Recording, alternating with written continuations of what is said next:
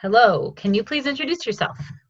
Hi, I'm Kendra Cerce. I'm a 23-year-old special education teacher who is also living with cyclic vomiting syndrome. And Kendra, how long have you had CVS? I have had CVS. It's a hard question. I've had CVS technically since I was 18 months old. That's when I had my first episode or flare, however you call it. As I've gotten older and, my body's changed a little bit, the CVS kind of morphed with it. So I like to tell people I have almost two different varieties of CVS. So I have the stereotypical CVS where you get extremely nauseous, there's a lot of pain, you can't hold anything down, lots of vomiting. And that used to, when I was a child, it would happen every 80 days, literally on the dot. Like you could exit in the calendar and that's when it happened. And I would go through the episode and then it would be gone. And I wouldn't worry about it until the next 80 days came around. Now that I've gotten older, I don't have that big wave, as I guess you would say, the big episode. I don't know how else to really describe it. Now I have CVS episodes that are more chronic, less than like acute attacks. And they last a little bit longer, so they can last for a few hours up to days. So when I look at CVS and people ask me how long I've had it, I've had that first version from about 18 months old, every 80 days until high school. Once I got like freshman year, 14, 15 years old, everything actually kind of stopped for a while. And I thought I'd grow out of it, and I was so excited. I hit 18 years old in college, and I started to have the same symptoms, but they were varied a little bit. So I guess the easy answer to that question is I've had technically CVS my whole life, but it has changed as I've changed. Makes sense. Thanks for sharing that. And um, when do you remember? I know you were young when you first started with episodes, but do you remember about what age you were diagnosed? So that's kind of fun about my story is I actually was misdiagnosed until I was 9 years old. So I had those episodes every single time from, every 80 days on the dot. And it was, at first it was a stereotypical, like, oh, she has a stomach bug, or, like she is intolerant to food. I was diagnosed with a ton of stuff. I had fatty acidation disorder. I had celiac. I had a ton, IBS, everything that was kind of GI related. I had, and I say we did a trial phase with it where we were like, okay, so I'm celiac, I can't have gluten, and that didn't fix it. And I live really normally in between episodes. I know it doesn't look like it right now, but in between episodes, I live really normally. So it was kind of hard to pinpoint at first because this isn't something that's happening all the time. It happens once every 80 days. So getting the diagnosis was really tricky. I was 9 years old, and that is when they first told me what I actually had. They said I had CVS, and it was the only one that fit, obviously, because it is what I have. But it was nice to get the diagnosis. I do remember the diagnosis. I remember the doctor saying that, there's no cure. You can't just because you know it now. Because I was really excited when they told me this is what you have and we're 100% sure. I was excited. I was like a little kid. So I was, oh my gosh, they're going to fix it. It's going to be great. I remember being diagnosed. I don't remember the first episode when I was 18 months old, but I remember the diagnosis process, and I remember the excitement and then the crash down when they said, there's nothing we can really do except, some preventative and rescue medication. So Mm-hmm. Yeah, having the diagnosis is always a woohoo, and then it's a little bit of a letdown when you find yeah, out there's no cure. Since you brought it up, Kendra, can we talk about the tubes? I think absolutely. this is something that is not uncommon Mm-hmm. for adult CVS patients. So for someone who doesn't know much about CVS, it'd be great for you to explain what you have and why you have it. Yeah, so this is an NG tube. It goes straight to my stomach. I actually placed the NG tube myself. I used to go to the hospital and do it. But I'm extremely independent with my medical care. So I basically told them I wanted to learn how to do it myself. I could put it in, take it out as needed. So I learned that about 20 years old. This is just, we tried the jejunum one. So that one went all the way into your small intestine. It didn't really make a difference for me. The way that my GI tract works when I have a CVS episode is it almost mimics like a gastroparesis kind of thing. It just shuts off. It's done. It's can't handle anything at all. So what we found is that the older I got, the more weight I was losing, and I didn't have much weight to lose in the first place. So it got to a point where I would be going, a week without real food. I'd have, applesauce and stuff, but I couldn't even hold that down. And we had to make a choice. And so we chose the feeding tube. We chose to try it. Like I said, I've had the NG, NJ, I've had it all. So we stuck with the NG. The NJ didn't really do any better than the NG, and the NG I placed myself. So that was kind of my big decision-making point. Sometimes I put real formula through it, so it's as if it's like a meal. But if I can't tolerate the formula during that specific point in my episode, I tend to use like a Pedialyte. I do like the liquid IV stuff. And then, I guess speaking about IVs, so I have a portacath. I used to go into the hospital every 3 months-ish, if it was 80 days back then, but now it's about every 3 months is when I have my episode. So every 3 months, I used to be admitted for like a week or two. They would try to get everything under control. And I did that for years. And eventually I ran out of veins. Like my veins, they weren't accessible anymore. We did PICC lines for a few years. Those worked, but then eventually those veins weren't working for us anymore. So we went with a portacath, which I hated the idea of it. It's, this isn't invisible. And the nice thing about, not nice and nice thing about CVS is I can hide it. And I'll talk more about that in a little bit, because I did when I was that age, and pretty much from 18 months old all the way to college, I didn't say anything about it. Nobody knew I had it. When I'd have an episode, it was just, oh, she's homesick, or she has something she's doing. So when they gave me the feeding tube and the portacath, feeding tube came first about 2 years before. That was hard for me. The feeding tube was really hard for me. Yes, it helped. It honestly saved my life. I was wicked underweight. I couldn't walk. It was a mess. So I love my feeding tube, but I hated it because of that. You're out of the shadows now. You're not hiding on your own at home, and now other people know there's something wrong with you. And this isn't small. There's something sticking out of your face, and you have to walk around with a backpack and the tubes and the cords, and it gets messy. So it forced me to open up about it. They're both the best things I've ever done. Like I said, I was a special education teacher.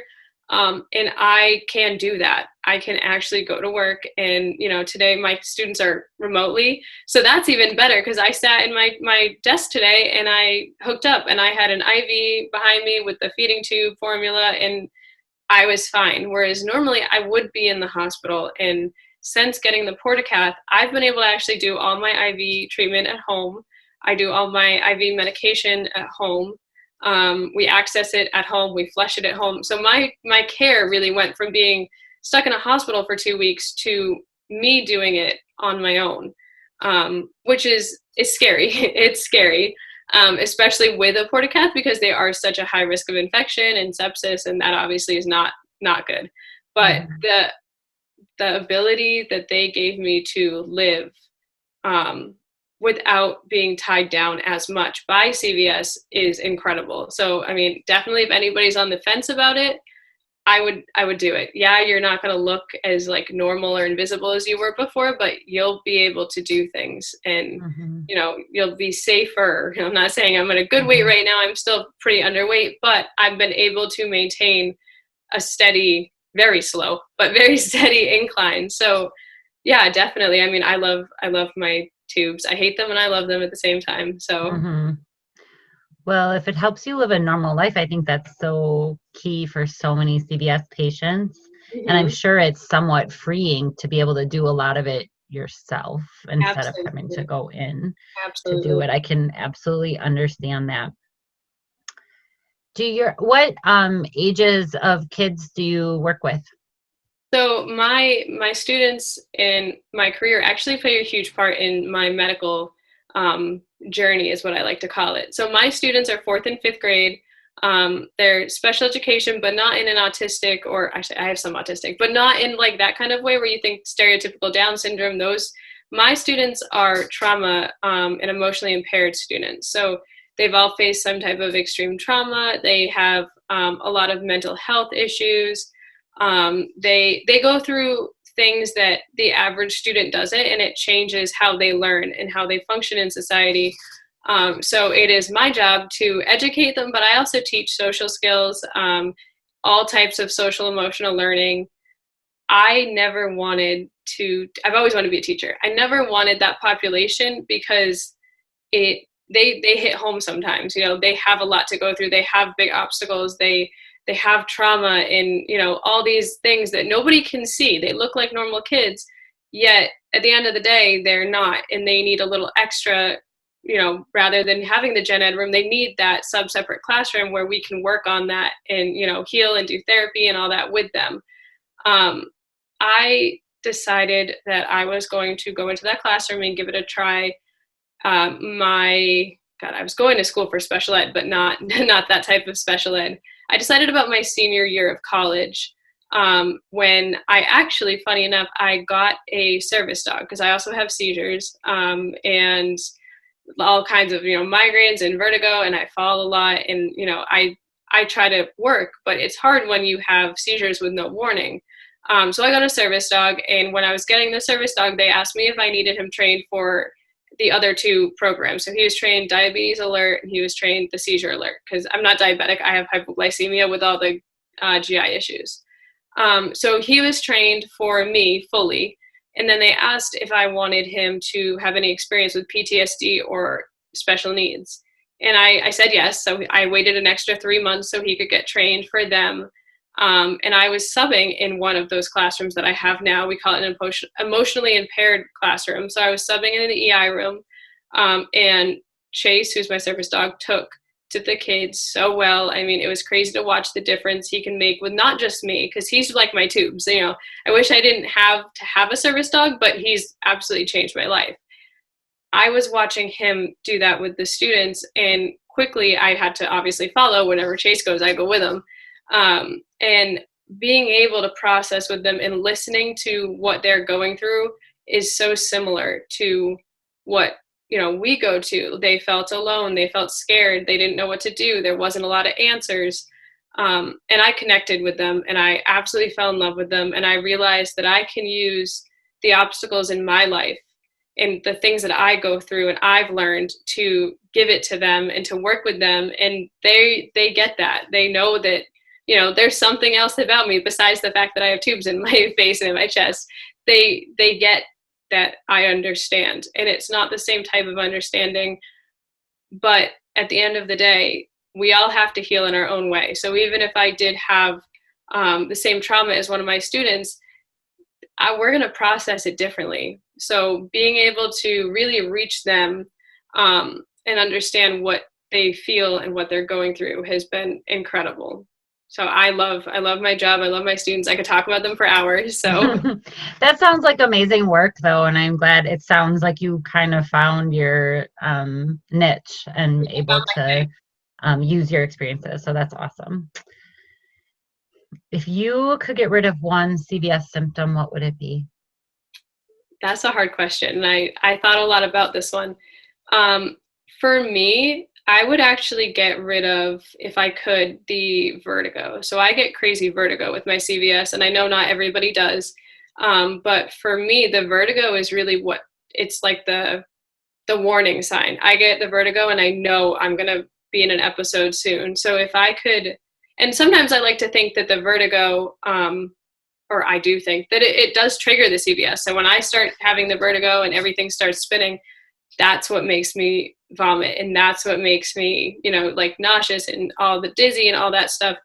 So for me, if I could get rid of one, it would definitely be the vertigo. Right now, I have a diagnosis of BPPV. I just got diagnosed like a week ago, so I'm trying to remember it. And so if I could get rid of that aspect, and it also often goes very closely with CVS. So they had just said, oh, the vertigo is because of CVS. Nobody really labeled it. So I do PT for my vertigo to try to, get different positions and maneuvers. And somebody had said something about that type of vertigo. And I immediately knew, oh my God, wait, I have that. And I got the whole ear test and all that stuff. And they did confirm it. So for me, it is all tied together, and everything is its own thing. CVS is its own monster and the vertigo is its own monster, but for me, they go really, really closely. And I'd like to see what my CVS would be doing if I didn't have that vertigo to kind of push it over the edge. So definitely vertigo. Yep. Makes sense. What would you like people who don't understand CVS to know about living with CVS? If I could talk to somebody who had no idea what it's like, and I have, I would definitely say that yes, it is invisible, but it is still there. And just because I have the tubes in my face and I'm doing better doesn't mean that I'm where I need to be or where I'd like to be. And I think I'd really emphasize that while most people see CVS as an invisible but physical disease, it's something that you physically have a reaction to. It's extremely mental. It's a lot for you mentally. And while, the symptoms are, the pain and the nausea, vomiting, like the fatigue, all that stuff that comes with CVS that you see in a textbook when you read about CVS. But what you don't see is the anxiety and the other mental health issues that CVS kind of, it hits you. I mean, I always say CVS, it likes to punch me a lot, and it really messes with you mentally, especially being something that is finally starting to get a little more light. When I was growing up, I didn't know a thing. I didn't know anything about it. I just knew that's what I had, and it made me sick. I didn't know anybody until actually after college. So I'm 2 years out of college, and I got in contact with my first person I've ever met in my whole life of 22 years that actually had it as well. So I would definitely tell somebody that doesn't know anything about it and doesn't have it, patience, a lot of patience. And then recognizing that, yeah, I might physically look good and I might physically even feel good, but mentally there's still that fear, that anxiety, that little thing in the back of your head that is a reminder always that, hey, you got to find the bathroom just in case, or, oh, do you really want to go on that trip? That might trigger something. So definitely I'd want them to know that it's both. It's both. Mm-hmm. I think for some people, the mental anguish can be just as harmful, if not more, than the physical aspect of cyclic vomiting syndrome. Absolutely. Yeah, absolutely, for sure. What would you tell a newly diagnosed patient, or even someone who thinks they have it but maybe isn't diagnosed yet?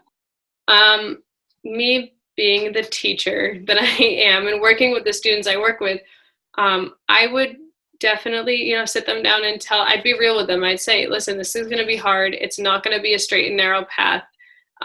You're going to have to do, a lot to keep up with it. You're going to have to make sacrifices that you don't want to make. And it will control you sometimes, and you're going to have to figure out how to adapt. But I would also tell them that you got to look for the silver lining in it. You got to see the good that you can get from it. And if you decide that, this is all bad and I hate it and it's so hard and I can't live like this, then that's not helping. That's not going to fix it for you. There really is there's no one right answer when it comes to CVS. So I think I would really focus on the fact that, you're going to have to be patient with yourself and advocate for yourself. You're also going to have to see the positive, and you're going to have to make yourself see that positive. I mean, I had to push really hard to be able to get where I am and talk about it as you do. But I mean, my two biggest things was, you'll be okay. You will be fine. And the world keeps spinning. And I know that sounds difficult to a lot of people. It was really hard for me to hear for a long time. But you'll learn it. You'll learn your body, and you'll learn the disease, and you'll be able to manipulate it. It's very tricky. It likes to throw curveballs all the time. But you'll be able, because of the skills that CVS is giving you, you'll be able to adapt quickly. You'll be able to be flexible. You'll be able to be more empathetic to others who really, have other, even if it's not CVS, things that you can relate to. So it gives you a lot. It doesn't make it better. But you got to look for it. You have to see, okay, what am I getting out of this? Yeah, I had to grow up a lot faster than other people, but look where I am now. So definitely be patient with yourself. Be aware of the bad, because there is bad, and I don't like sugarcoating it. Um, but also be aware of the good. You gotta look for the good in the people around you, because there are people out there who get it and who do have CVS. Don't wait for them to come to you. I made the mistake of, I didn't know where to start when I was a kid, even in high school and college. I ended up finally having somebody reach out to me. So don't wait to, find the people that you need for support, and be able to recognize the good and bad. Well said. We've talked a little bit about your NG tube and your portacath, and you've talked about your job, but how else has CVS impacted your life, both as a kid and now? Yeah, definitely. I would say it as a kid, it was a lot. Like I said, I didn't know anybody else. So to me, in my little world, I was the only one who had this problem, and it didn't help that it took so long to diagnose. Because for years it was, I don't know what's wrong with me, but maybe it's me. Um, so I think for me, it's impacted it obviously with my career. I swam all through college. I was a competitive swimmer from age like 6 all the way to 20 when I graduated, 21. So swimming was always a part of my life, and CVS and swimming often didn't they didn't play well. We had early morning practices, and then we'd be back in the afternoon for more practices. And swimming is a lot of head movement. It's a lot of physical exertion. It's hard work, and when your body is not in a place to do that, it makes it really difficult for you. So, I mean, it affected every aspect of my life. It affected the sports, the schooling, the jobs. Socially, it was hard. I didn't want to tell anybody about it. One, because in my little, teenage mind, having something called cyclic vomiting disorder or syndrome was disgusting. Like, I was like, that's gross. People are going to think I throw up all day, which is honestly true. But to me, I couldn't let anybody know that, because I thought I would be viewed differently. So I genuinely for years didn't speak to anybody, not just about it. I just didn't talk. I was like a borderline selective mute, because I was afraid they'd see it. They'd figure out that I was different, and they'd figure out I'm not a normal kid, and that I have these issues, and that I'm struggling. And it messed with my relationships. It messed with, my mental health and my anxiety. And I had kind of a skewed view of how people are. Like, I figured that if somebody found out that I had this thing that has vomiting in the title, then they're never going to want to hang out with me because I'm gross. When getting Chase, I had to put out there. That was the only way. I mean, service dogs are insanely expensive. And I needed him. I needed him to work and to go to school and to do all the things that I do. So when I started funding for Chase, I did like a fundraiser, and I had to tell my story for the first time. And I have not stopped telling it since. Not just the positive, like the love from your friends and family was nice, but it was the people that reached out, like my brother's girlfriend's cousin reached out and said, hey, I have this. It's not the same thing, but I've never told anybody, and I know that you said that, and how did you start? So being able to see the impact that sharing your story actually has, I mean, it helped me a ton. I became more confident in myself. I became a lot more accepting of my path. I was able to actually swallow that pill and say, all right, well, this is forever, and you're now 21. You didn't grow out of it. You might still, but probably not. So we're going to have to adapt and change. And I had to change everything about my life, my friends, my family, my work, my, sports, all of it. And it did change in a lot of ways for the better. There's obviously, like I said before, there's a lot of not great things about it. There's a lot of change that I didn't want to happen. I didn't want these to happen.